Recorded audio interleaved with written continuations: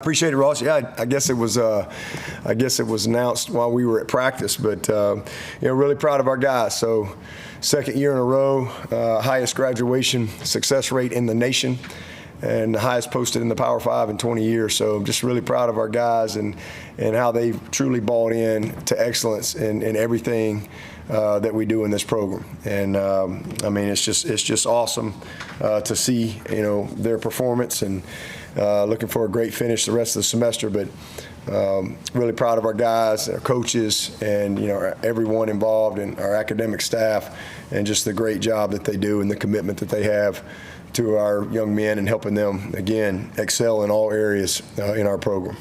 With that, I'll take any questions. Dabo, it's Larry. Happy birthday, first of all. Hey, thank you, man. Appreciate it. Yes, sir. Just curious, Tink Kelly, his development so far, and I'm assuming his role could be elevated moving forward. Just your assessment of him. Yeah, he's one of those guys. I'm kind of one of those guys I was talking about yesterday that, sometimes guys that have made strides and improvement, you guys haven't really seen, because maybe it's not showing up on game day as much because he's just not having a lot of opportunity. But, he's preparing for his opportunity. And that's, listen, the great ones, the kids that develop, they prepare. When they're not getting the opportunity in game day, they're getting ready and they're putting the work in, and eventually they're going to get that opportunity. And he's a perfect example of that. He missed really all of last year, wasn't able to really develop, and he's more of an athlete coming in here as just a true receiver. And so he's put a lot of work in, and again, he's just had some guys in front of him. He's a redshirt freshman, but yeah, absolutely, he certainly could have an increased role down the stretch here. But I'm proud of him. He's a guy that his best football is still ahead of him. He's a work in progress, but he's definitely made great improvement from where he was last year.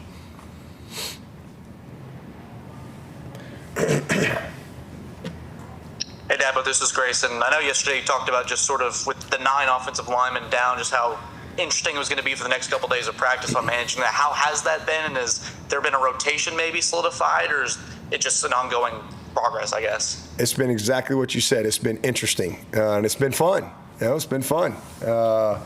Listen, that's Matt's had a good time with it. It's like I told him. I said, "Hey, man," and he's like, "Hey, that's why you hired me. Anybody can coach healthy, oh well." So, that's the mindset of Coach Luke, man. We just get the next guy ready, and whatever we got, we gotta go get it done. So nobody cares about any of the rest of the stuff. So it's been interesting couple days, but we're battling, and we're mixing and matching and trying a bunch of different stuff, giving a lot of guys different opportunities as we hopefully continue to work to get a couple guys back. Just on that note, how have guys like Marcus Tate and Tristan Lee improved throughout the week? Yeah, getting better. They're making really good improvement, and just truly day to day with those guys.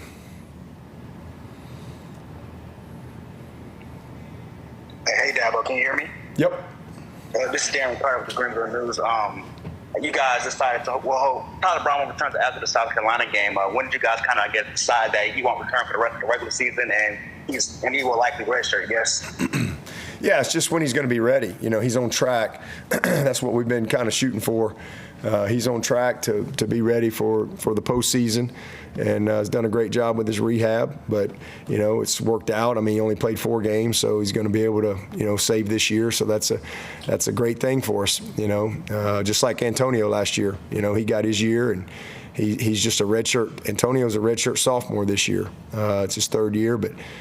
He's obviously had a great year, and Tyler Brown, unfortunate that he wasn't able to really, play this year, but hopefully he'll be able to show up in the postseason just like Antonio did for us last year, made some big plays in our postseason, and we're hopeful for Tyler, but for him coming back and just being a redshirt sophomore, I think that's a good situation for him and for our future.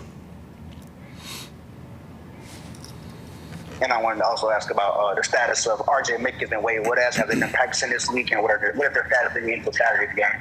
Yeah, they're working through it. They've been just slowly getting a little bit better each and every day. Both are questionable, for this weekend, but they're just day to day, and but both getting better each day. So we'll just again, still got couple more full days, and a lot can happen in those couple days. So we'll see how they keep progressing, but both heading in a good direction.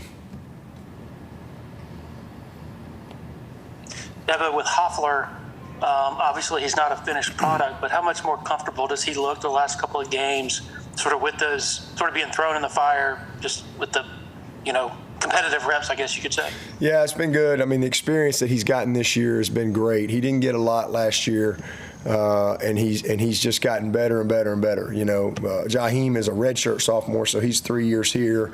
A little bit just more instinctive with some of the stuff. Hoff is still kind of gaining on that area, but the more he plays, the more the game slows down for him. But he's a big, strong, really he's a violent kid. I mean, he really's got violent hands. He's a natural pass rusher, but really just kind of honing in on the savviness of what he's got to do, within the game. He's still improving there, but really proud of him. I mean, he and Jahim have made big strides, and as has Arman. Arman has made good strides. So we feel good about, it's a young group still. Got plenty of time with those guys, and I don't have any doubt they're going to be really, really good players as they continue to move forward.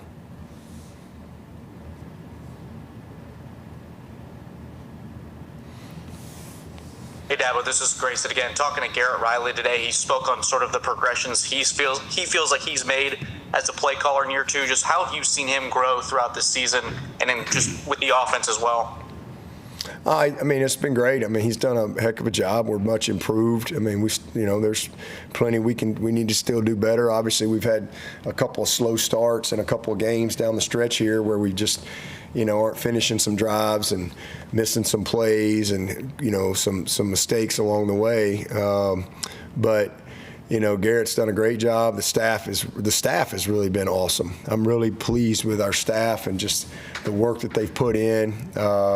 It's been really good, and Garrett's got a great feel for Clemson and our structure and everything that we do, and obviously the personnel and our players, and he's put them in position to be successful. He certainly has had some calls that he'd be the first to tell you he'd like to have back, but I think we're a top 10, 15 total offense and one of the top scoring offenses in the country, and we're much improved from where we were last year. So still got work to do, but we've got an opportunity to finish strong this year, and again we got a chance to keep building. We got a lot back next year, a lot. We got our whole line except one. We've got a great group of young backs and receivers and tight ends and all them offensive linemen, and he's going to have a lot to work with. Really feel good about CV and his development and where he is. And he's another one of those guys that y'all haven't really seen, but we have. So it's been great, man. The staff's done an awesome job. Really pleased with all of those guys and our support staff as well, and the work they put in each and every week to give us a chance to win.